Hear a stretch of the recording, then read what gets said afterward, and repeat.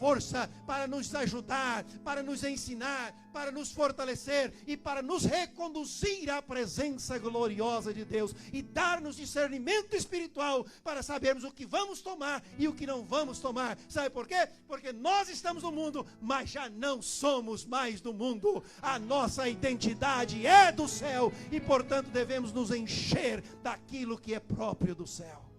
Aleluia. Cuida da sua vida espiritual. Como, pastor? Eu venho na igreja todo domingo. Não é suficiente. Como, pastor? O meu pai é crente. O meu pai é pastor. Não é suficiente. Aproxime-se do Espírito Santo. Se você não tem essa prática, não é muito fácil. Não é muito fácil. Por quê? Porque nós estamos vivendo na carne. A identidade com este mundo é a carne. Eu vim aqui no carro, um dos ocupantes do carro disse: uau, não adianta dormir de dia, quando dá 10 horas já estou com sono.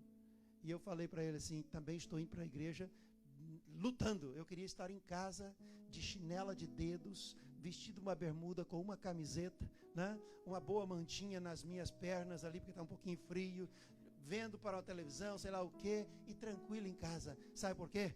Porque nós temos uma batalha, e a batalha que nós temos não é contra a carne, não é contra sangue, senão os principados e domínios ou dominadores deste mundo, que não nos querem ver bem com Deus, querem nos ver longe de Deus.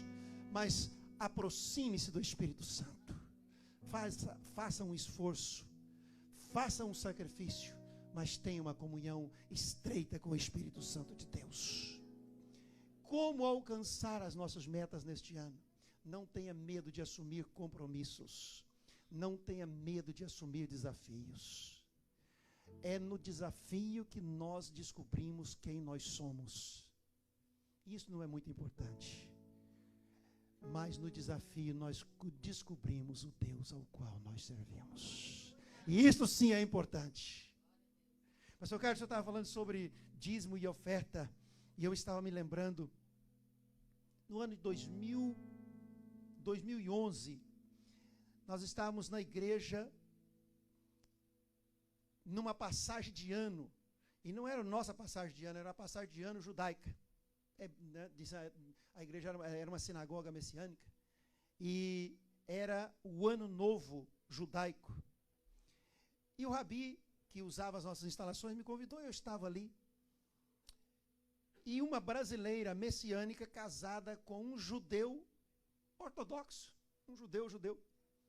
Tinha mais ou menos umas 80 pessoas, terminou o culto, celebração e tudo, chamaram para comer a maçã com mel, e o judeu perguntou para mim assim: ué, que estranho, não vão tirar uma oferta hoje aqui? Eu falei: não sei, não conheço o sistema da sinagoga. Mas por quê? Ele falou: não, porque na minha sinagoga hoje reúne mais ou menos 2.500 pessoas. E contou onde meu filho, inclusive, trabalhou naquela sinagoga há um tempo. Falou: hoje levanta-se uma oferta no culto. Uma oferta. Ele falando para mim: não estou falando em dízimo. Não, levanta-se uma oferta na minha sinagoga que é suficiente para bancar todos os gastos da sinagoga durante todo um ano. Quem falou uau, é porque não sabe. Num sábado eles consomem um caminhão de vinho. Não estamos falando da carne, só o vinho. Meu filho trabalhou, lembra, querida? Um caminhão de vinho, literalmente. E eu me transportei e olhei para a minha vida. As maiores bênçãos que eu alcancei na minha vida foi o dia que eu aceitei o desafio que Deus fez comigo, quando eu não tinha a mais mínima condição de aceitar aquele desafio. Ano de 1987. A economia do Brasil, uma miséria. Eu ia para a igreja em uma bicicleta. Eu e minha esposa, já tínhamos 2 filhos. Um ia num banquinho daquele na frente.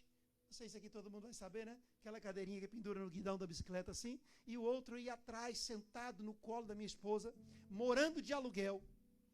Veio um pastor novo para a igreja, Por anos, os pastores anteriores queriam comprar o terreno que tinha atrás da igreja para fazer uma extensão, né, um aumento no templo. E quando aquele pastor chegou, o vizinho aceitou vender e vendeu o terreno para a igreja. A igreja conseguiu comprar o terreno, mas não tinha dinheiro para fazer o aumento que precisava fazer.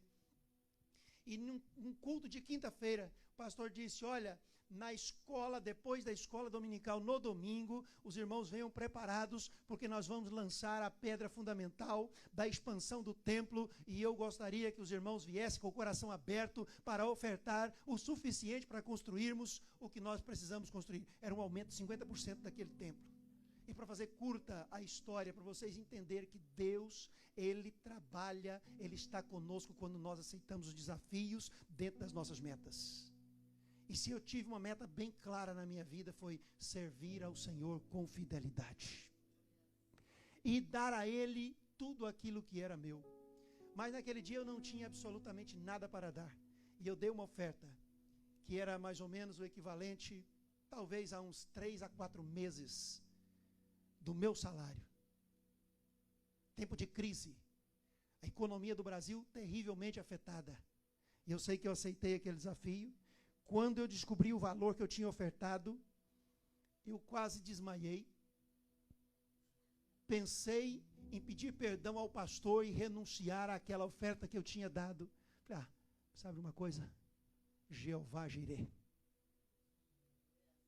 Sabe o que quer dizer Jeová Jirê? Deus provedor, o Deus da provisão, Jeová o provedor. Eu só falei assim, Jeová Jirê. E fui embora para minha casa. Tinha 5 meses para pagar aquilo. Eu trabalhava no Banco do Brasil e eu era o responsável por liquidar as contas dos clientes da minha agência. E tinha um arquivo com a ficha de todos os devedores do banco. Eu manuseava aquilo todos os dias e eu não sabia o que eu tinha nas minhas mãos. Mas no domingo passado eu tinha feito uma oferta na igreja. De uma forma até insane, porque era impossível, humanamente falando, pagar aquela oferta. Naquela mesma semana chegou um senhor, conhecido meu, de uma outra cidade, com um papelzinho na mão, e chegou para mim e falou assim: eu quero liquidar esse financiamento aqui. Ele não era o dono do financiamento, mas qualquer um que chega lá no banco, tem autorização da pessoa, pode pagar a conta, não tinha problema nenhum. Eu olhei aquilo, meu Deus, o que esse camarada está fazendo isso aqui? Terminou o expediente, fui estudar aquela coisa. Falei, uau, eu tenho uma riqueza nas minhas mãos e não sabia. Cheguei em casa, falei para minha esposa, vou fazer uma viagem por perto. Queridos, não foi um mês. Fazendo tudo legal, nada ilegal. Não foi um mês. Eu não só tinha o dinheiro, pastor Carlos, para pagar a oferta que eu tinha dado, mas eu tinha o dinheiro para comprar um lote no centro da cidade, onde está a minha casa construída, para comprar um carro para transportar a mim e a minha família, e ainda deixei uma reserva lá na conta, que o dia que terminou a casa, você de Goiânia, não sei se ainda existe lá, existe com outro nome. Quando terminou a casa, eu levei minha esposa numa fábrica de móveis de estilo, a levei e falei assim: escolhe aqui os móveis que você quer colocar na nossa casa. Lembra, querida, não? Como é que chamava a loja? JL Móveis de Estilo. Ela esqueceu, a irmã lembrava. Sabe o que eu quero dizer com isso, meus queridos? Aceite desafios na sua vida, desde quando você entenda e creia que Deus está no comando da sua vida. Pastor, não tem pastor. Aceite o desafio do que quer que seja. Se você estiver dentro do plano de Deus, crendo na provisão de Deus, o impossível se tornará possível na sua vida, porque Deus ainda está no comando de todas as coisas. Só falei 2 coisas aqui. Não vou tomar o tempo do pastor da igreja. Eu só queria orar com você nesta noite. Deus, escute isto, é forte. Deus não respalda covardes. Porque a Bíblia diz que Ele não nos deu espírito de covardia. E às vezes, eu sou goiano, Acho que nós somos... Eu tinha um pastor que dizia que nós faltávamos pouca coisa para sermos índios. Se somos índios, eu não sei, mas caipira, pirapora nós somos, né, pastor Carlos? Se tem uma coisa interessante, às vezes nós mal interpretamos as palavras. O covarde é principalmente aquele que não crê, que não confia naquilo que Deus entregou nas suas mãos. Você é muito mais forte do que você pensa que é. Você tem muito mais autoridade do que você pensa que tem. Você pode ir muito mais longe do que você pensa que pode ir. Sabe por quê? Não é porque você é forte ou vai na academia, não. É porque o Deus que vive em você, Ele te dá fortaleza. Aleluia. Entenda uma coisa. Entenda, receba e pratique o que eu vou dizer para você nesta noite. Deus habita em você. Portanto, nunca diga para o desafio, nunca diga para Deus o tamanho do seu desafio. Diga para o teu desafio o tamanho do teu Deus. Mas não fale, não diga de boca para fora. Fale com o coração e com a alma. E começa a crer naquilo que você fala e profetiza na sua vida. E sabe o que vai acontecer? Na virada do 2024 para 2025, se você estiver aqui, você vai pedir este microfone, o outro que estiver aqui, para o pastor Carlos, para dar um testemunho e dizer: eu acreditei na palavra do pastor João Batista. E hoje eu estou aqui trazendo a minha palavra de testemunho daquilo que Deus fez na minha vida, pela minha vida e através da minha vida. Aleluia. Fecha os teus olhos.